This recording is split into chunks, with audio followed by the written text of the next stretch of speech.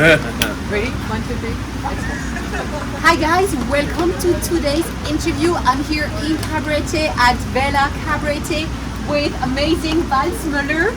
Hello, nice being here in a water sports paradise. It's a dream being here. It is. So in case you guys don't know anything about Balz, he's first an amazing human being because you're just so positive and always smiling and happy.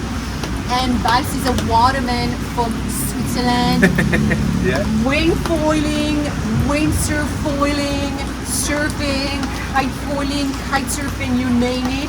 I mean, water sports. Water sport, but you do it all, and you do it all. I love it all. And at a certain, at an amazing level. So, Balz, thank you for being here with us. Thank you. We're honored to have you here and to share waves with us in Cabarete. Yeah, and you know, I'm here with my family, and right now we look out to the sea, and I see my daughter boogie boarding for the first time in her life. So it's amazing being here. Thanks a lot. Yeah, no, for sure. So Balz is not only an amazing person, an athlete, he's also a dad, and he came with his wife and beautiful little girl here in the Dominican Republic, where it's always sunny. Besides today, where we're doing that podcast, it's actually raining. Yeah, but no worry, we got my sail as an umbrella, so everything's fine. So Balz, just tell us a little bit about who you are and your background into the ocean sports. Yeah, well, ocean sport is a big word for a Swiss person. I grew up on a little lake in Switzerland, Lake Bielersee, and yeah, I was lucky growing into a very active family. I have 2 brothers, so we're three boys, and yeah, and very passionate parents which love water sport. Obviously, they do love snow sport as well. So I grew up doing board sports, and my parents they always traveled to the sea. It was their goal to be as much at the sea as possible, and so I've been very lucky getting to know the world in that kind of perspective, loving the nature, playing with the nature, and that's my biggest passion. I love being out there all day, and yeah, it's my kind of playground out there. You know, I go out there in this beautiful nature, and I can do whatever I want. No one is telling me what I got to do, and that's what I love about water sports and about being passionate for sport. Amazing. And so we were just talking before the interview. You mentioned that you started, you were competing in windsurfing and freestyle in the PWA, which is the World Cup in windsurfing. Can you tell us a little bit about that? Yeah, so I've been windsurfing pretty much my whole life. So yeah, I grew up windsurfing. It's probably like I'm 29 now, so it's probably more than 20 years I'm windsurfing already. Yeah, maybe even 21 years. Yeah. But the beginning was hard. I mean, windsurfing is a tough sport. It needs a lot of energy. It's not just easy going. So and especially freestyle windsurfing. But I love practicing new tricks over and over and over again. Yeah. And yeah, I've been freestyle windsurfing on a high level for over 12 years now, competing since 2010, 2009 on the World Cup. Was never having an easy time competing PWA freestyling because it's so hard, and against those Caribbean kids, I mean, you almost have no chance as a Swiss person. But then somehow in the last 5 years, the whole sport changed from being like a very strong wind orientated water sport to foiling in lighter winds, and that benefited me as where I'm living. When we have 12 knots, everyone's hyped. It's an epic day, you know. So nowadays I can hit every day on the water in Switzerland. Yeah. I've had like 300 sessions last season in Switzerland. So I would say that was my favorite. Yeah. And when I was a little kid, everyone was always dreaming of Hawaii, of the great trade winds, of the big waves.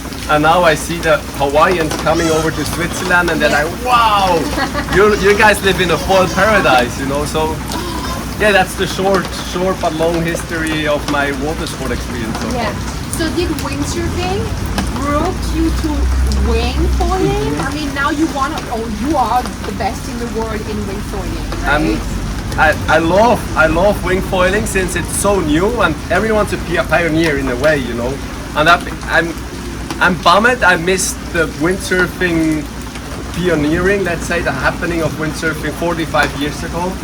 My dad was part of it. He was experiencing it in Switzerland when the guys were bringing the small boards from Hawaii and then doing the first loops on the lakes. And it was this motivation that you get out on the water every day and you create something new. Yeah. And I'm so honored being part of this wingfoil revolution, ongoing wingfoil revolution. And yeah, I'm always saying literally every day on the water you create something new. You have a new experience, like a new trick, new material. Yeah. And I love it because I'm let's say an optimistic and creative person. And if someone tells me, this doesn't work, I'm like, sure, this doesn't not work, you know. Yeah. So you make it happen. Yeah, you want to show them how exactly. it's done. And it was so fun with foiling in the beginning. Even me, I was unsure if we ever gonna jump with these foils. Yeah. Because I mean, you're already flying, so you have this sensation of being in the air, so you don't really need to leave the water with the foil. Yeah. But I still remember, that's definitely also a shout out to my brothers. We were always pushing each other. And I remember this session, the first session when we were windsurf foiling, and I was like just trying little chop hops. And we were like unsure if this is gonna work out. And then my brother and me, we were pushing each other and we did the flaka, like a upwind 360 rotation. Yeah. The first one I tried, I got so much pop and I was like, wow, this is like when you have a trampoline, and the hard part in windsurfing always used to be the takeoff, the pop. So now with this opportunity that the foil is shooting you out of flat water 2-3 meters high, Yeah. it got crazy. And especially in winging now, 2 years ago we were unsure if we can flip this whole here. Yeah. Now we're doing double flips with it, dribble rotations, and it's non-stop. It's not stopping yet. It's mind-blowing. It's crazy. I mean, I've seen you out there ride like 100 meters in the water, or we've been riding together, sharing waves. How do you get creative, or how do you invent? You do things that I've never seen before, that nobody's seen. It's like, how you get like to be creative, new moves. I always say you need to be able to imagine yourself on the water in your dreams. So back home in the bed when you're sleeping, try to imagine yourself surfing on the water. Get those positive feelings you get when you're out there. So all the new tricks, I'm always saying, dream them before you make them happen. And I believe that's very important, that you have a goal, you have a dream it and make it happen. So Love it. that's my culture, that's my living.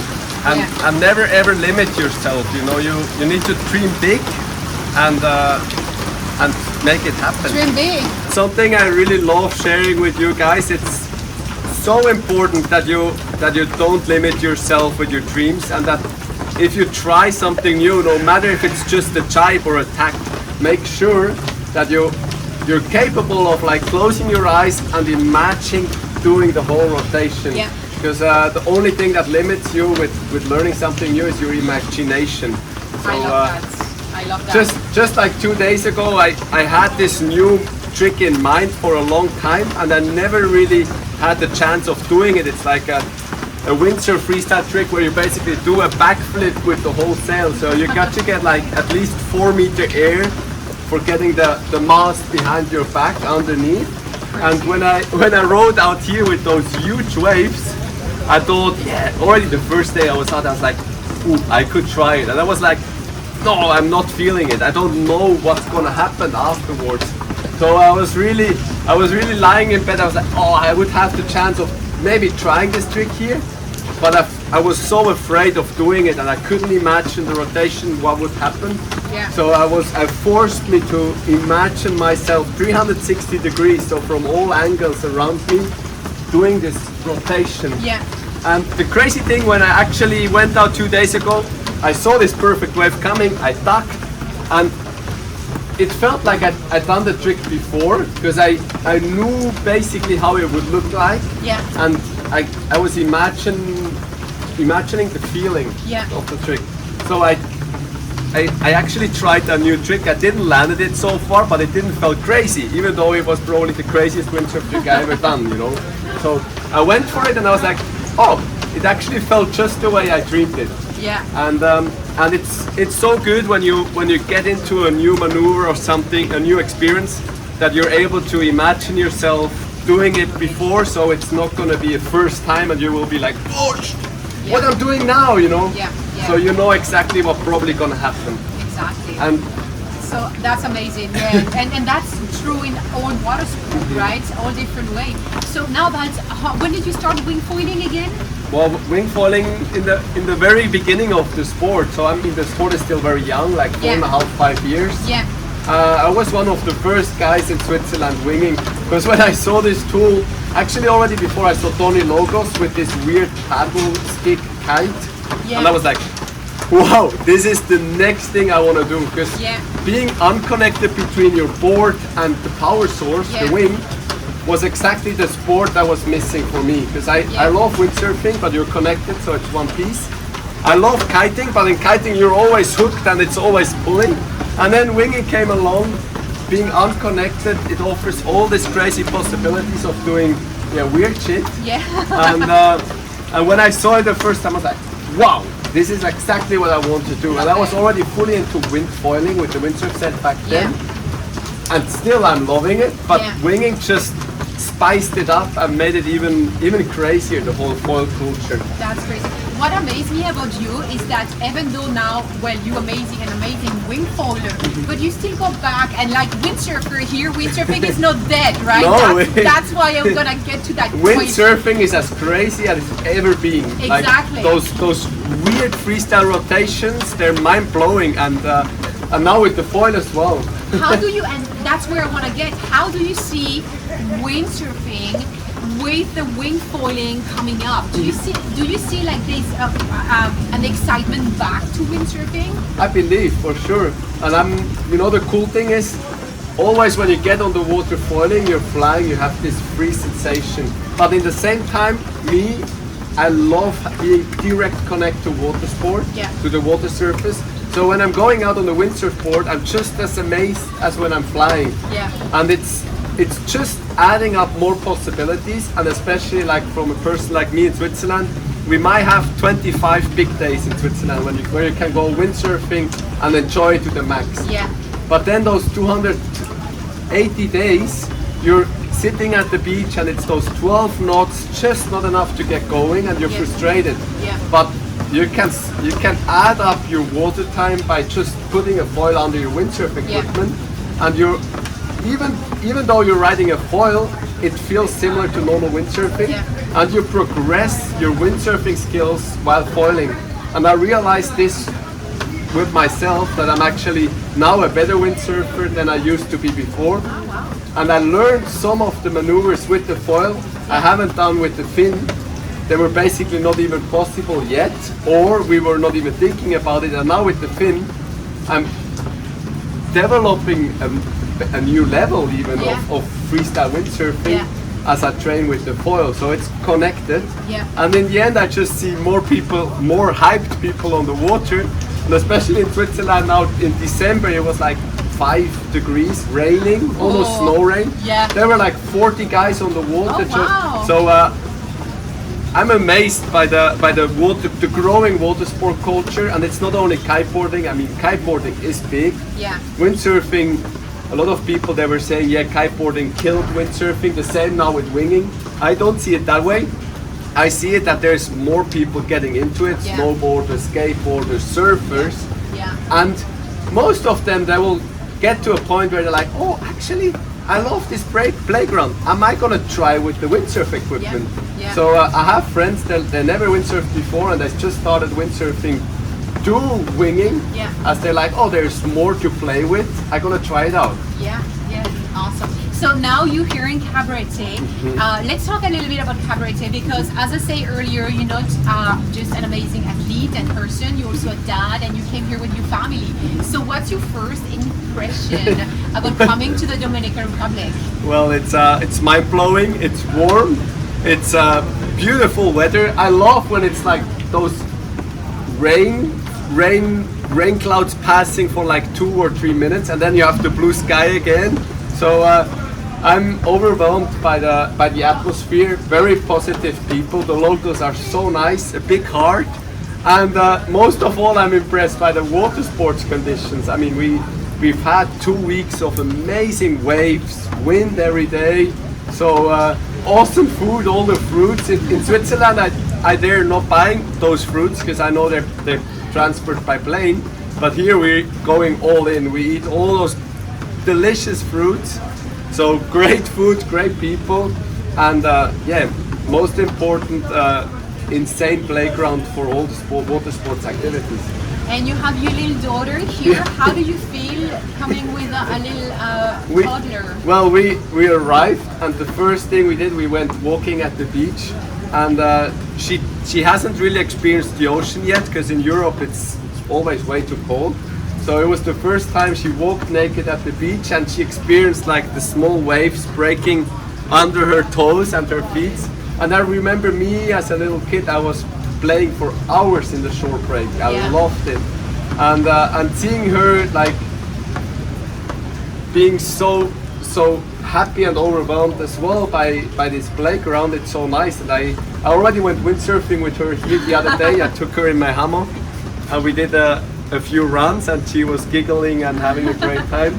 So definitely, it's my first time in Cabarete. Definitely, we're coming back, and I'm already looking forward to see, hopefully Lotta one day surfing in this beautiful kindergarten. Sure she will. And you're also here to train for next week competition for the Master of the Ocean in Playa Encuentro. Yeah. So how you feel about that? I'm very nervous. It's my first multiple sports competition, but yeah, I'm super excited, and I'm also thankful for this invitation for this very unique competition. And honestly, to me, I see it as the master class, because you can be really good in any water sports, but if you limit yourself just for one thing, yeah, you're basically, you're not a loser, but it's frustrating. I mean, you need to be open for everything, and having a competition with 5 water sports disciplines, it's a dream. And yeah, I'm not a great surfer, I'm not a good supper, and I'm a beginner in kiteboarding, but I love it. And I went out the other day, the first time kiting in waves, and I'm having a lot of fun, and I'm being able to showcase this in a waterman's discipline as the master of the ocean is. Yeah. To me, is like the best thing, and I see a bright future for such events, because in the end we all love water sports. We love sharing the same passion out there, playing in the nature. It's just that yeah, the fashion at the moment is like not talking to each other and doing it as an ego sport. Yeah. And I don't really like this manner of like, yeah, I'm doing a solo sport, I'm into water sport for myself. And I feel like in foiling, this has changed a little bit, because you can share the wave. Yeah. You can be on the same wave together, and you're not yelling at each other because you steal the priority. Yeah. You're yelling because you're having fun, you know. And in surfing, it's always like you need to be in the prime pocket and ride that prime pocket. In foiling, it's like there's a much bigger, wider playground that you can share it with friends. Yeah. And I love being on a party wave together with a kiter and a supper, and I'm very hyped, and I can't wait to see how this event gonna turn out. And I'm already looking forward to many more to come. Great, and we're looking forward to see you again in Cabarete. Well, in the meantime, I enjoy sharing waves when we are there. If you get the chance to be in the water with Balz, it's the most amazing, because you'll be like, sharing the stock. So I hope to see you again in Cabarete soon, and keep sharing the stock and sharing the passion. Thanks a lot. See you around. Great. Good stuff. Good.